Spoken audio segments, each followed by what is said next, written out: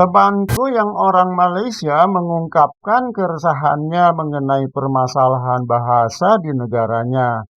Katanya, kalau di Indonesia bahasa sebagai pemersatu bangsa, sedangkan di Malaysia bahasa justru menjadi permasalahan bangsa. Tidak habis-habisnya dibahas dan diributkan. Bahkan akhir-akhir ini semakin gaduh saja. Oh no! Aku terdiam sejenak. Separah itukah? Tanyaku.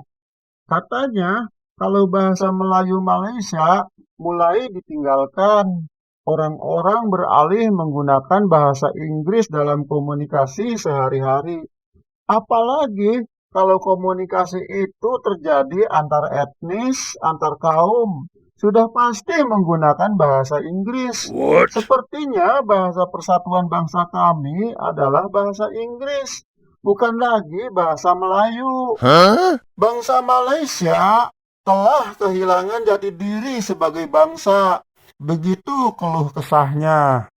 Aku pun berusaha menenangkan hatinya. Tenang kawan, masih belum terlambat untuk membangkitkan bahasa persatuan di Malaysia. Indikasinya sudah mulai terlihat saat ini di medsos. What? Apa maksudnya? Tanya temanku. Aku pun menjelaskannya. Percayalah, dalam 10 tahun mendatang, bangsa Malaysia akan fasih berbahasa Indonesia. Huh? Awak bisa menggunakan bahasa Indonesia sebagai bahasa persatuan di negeri awak, Malaysia.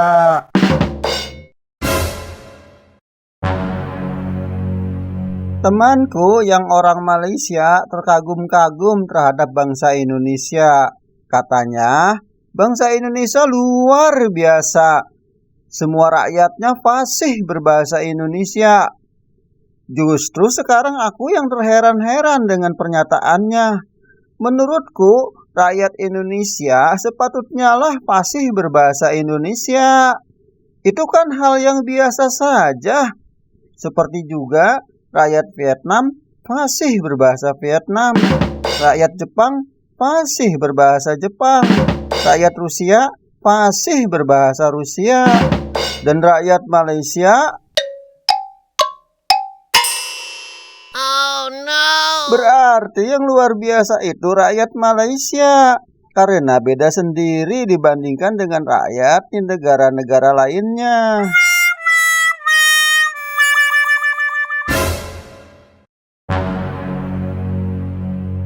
Ibu guru sedang menjelaskan kepada murid-muridnya yang masih duduk di kelas 5 SD mengenai pentingnya berbakti kepada kedua orang tua, terutama kepada ibu.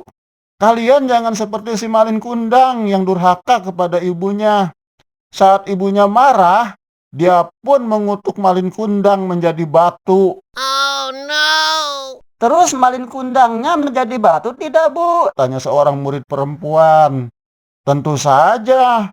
Bahkan batunya sampai sekarang masih ada di sebuah pantai di Minang, Sumatera Barat. Tiba-tiba seorang anak laki-laki bernama Olik berteriak histeris. Kejam!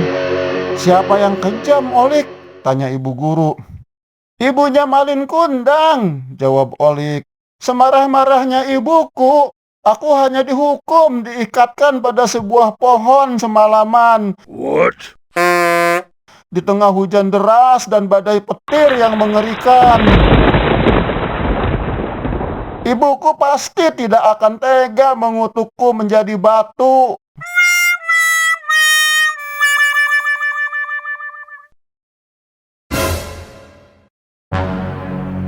Klaim warisan budaya antara Indonesia dan Malaysia terus berlanjut sampai saat ini. Apalagi kekisruhan ini diramaikan oleh netizen kedua negara. Ketika reog akan diajukan Malaysia ke UNESCO sebagai warisan budaya Malaysia, sontak mengundang reaksi netizen Indonesia. Itu kan reog asal Ponorogo, namanya saja reog Ponorogo. Sampai akhirnya pihak Malaysia urung mendaftarkan reog ke UNESCO. Selain itu banyak lagi warisan budaya Indonesia yang diklaim Malaysia, seperti tari piring dari Minang, tari pendek dari Bali, tarian tortor dari Batak, kuda lumping, angklung, batik dari Pulau Jawa, alat musik gordang sambilan, dan lain-lain. Alasan pihak Malaysia, budaya itu kan ada dan hidup di masyarakat Malaysia sejak zaman datuk-datuk mereka. Oke lah. Lalu lagu Rasa Sayangnya pernah diklaim Malaysia pula. Bahkan mereka sempat bilang, boleh saja lagu itu berbahasa Maluku, tapi kan yang mencipta orang Malaysia dan kerap dinyanyikan masyarakat Malaysia.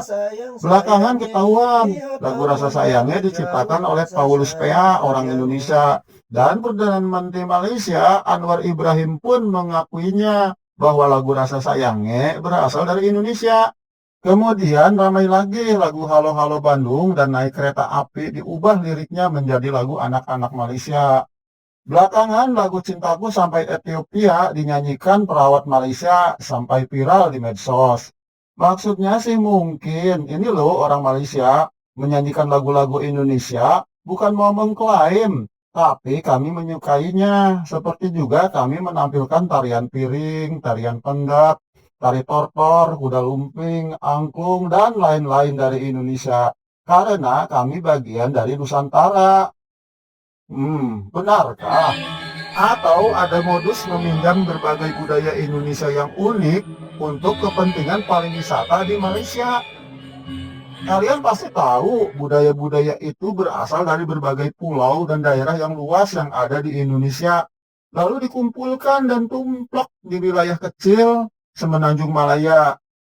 Para turis mancanegara tidak perlu repot-repot ke Indonesia, berkeliling ke wilayah yang luas, memakan waktu yang lebih lama, dan biayanya otomatis menjadi lebih tinggi. Cukup ke Malaysia saja. Malaysia kan miniaturnya Indonesia. Pantasnya Malaysia itu dinamakan Taman Indonesia Mini Indah.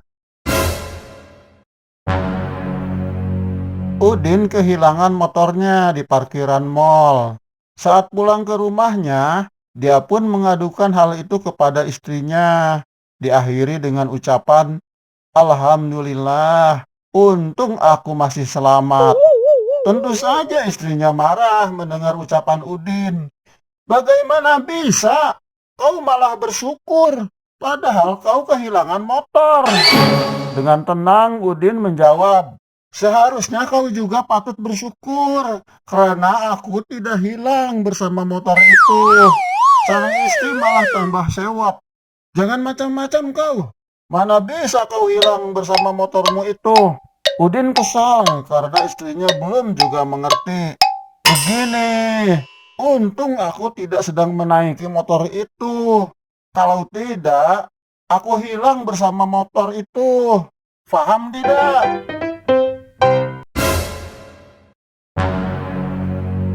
Indonesia dan Malaysia seperti dua saudara yang saling mencintai sekaligus saling membenci. Kadang bertengkar dan kadang berbaikan. Itulah dua saudara yang sesungguhnya. Waktu akan menjawabnya apakah dua saudara ini semakin dekat atau semakin menjauh. Silahkan berikan komentar Anda pada video tentang Indonesia dan Malaysia berikut ini.